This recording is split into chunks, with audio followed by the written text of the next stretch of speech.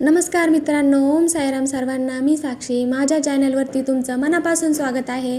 तर मित्रांनो, मार्केटमध्ये अनहायजेनिक पाणीपुरी खाण्यापेक्षा घरच्या घरी हेल्दी आणि टेस्टी पाणीपुरी खाल्लेली कधीही चांगली, नाही का?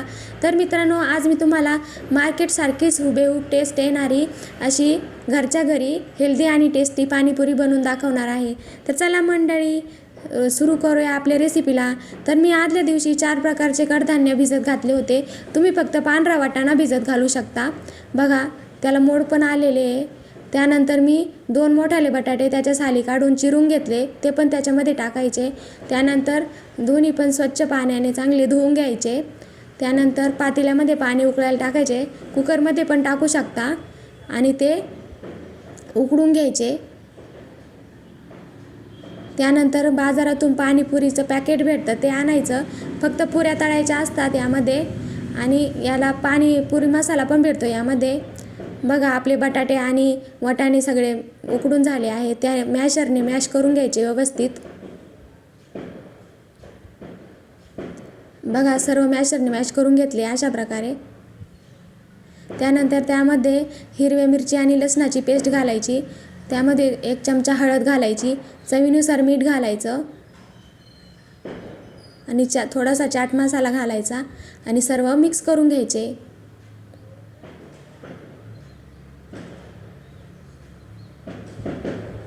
त्यानंतर तव्यावरती आपला रगडा अशा प्रकारे ठेवून द्यायचा. त्यानंतर पुदिना, भरपूर पुदिना, 2 हिरव्या मिरच्या, थोडीशी कोथिंबीर आणि चवीनुसार मीठ घालायचे हे पाणीपुरीचं पाणी तयार करण्यासाठी. त्यानंतर इकडे चिंच आणि गुळाचं पाणी टाकायचं. त्यानंतर लाल मिरची पावडर आणि चाट मसाला टाकायचा. त्यानंतर आपलं पुदिन्याचं पाणी त्यामध्ये टाकून द्यायचं. त्यानंतर सगळ्यात शेवटी पाणीपुरी मसाला टाकायचा.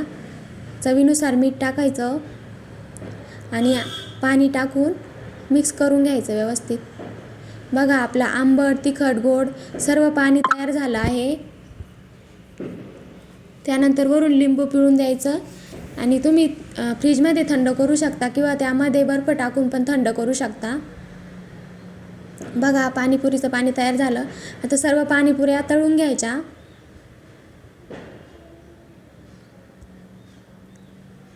त्यानंतर आता लगेच खायला घ्यायचं.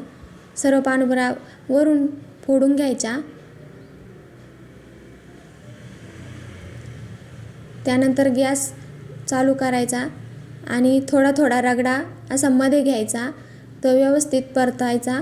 त्यानंतर पाणीपुरीचं पाणी त्यामध्ये टाकायचं आणि व्यवस्थित मिक्स करून घ्यायचं. रगड्याची खूप छान टेस्ट येते पाणीपुरीसारखी. त्यानंतर थोडा थोडा रगडा सर्व पुऱ्यांमध्ये टाकून द्यायचा.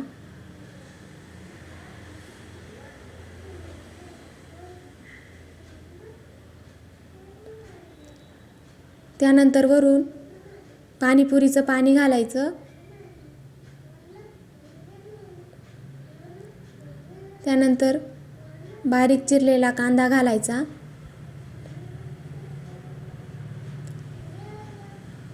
आणि थोडीशी बारीक शेव टाकायची. बघा, एकदम सुपर टेस्टी आपली पाणीपुरी रेडी झालेली आहे. तर कशी वाटली मंडळी रेसिपी तुम्हाला? रेसिपी आवडली असेल तर लाईक करा, चॅनलला सबस्क्राईब करा. अशाच नवनवीन रेसिपी तुम्हाला बघायला मिळतील. तर चला मंडळी, मी तुम्हाला एक पाणीपुरी खाऊन दाखवते. इतक्या सुपर झाल्या होत्या ना, का आमच्या घरच्यांना खूप आवडल्या. तुम्ही पण घरी एकदा नक्की ट्राय करा. एकदम super. Bye bye. Om Sairam.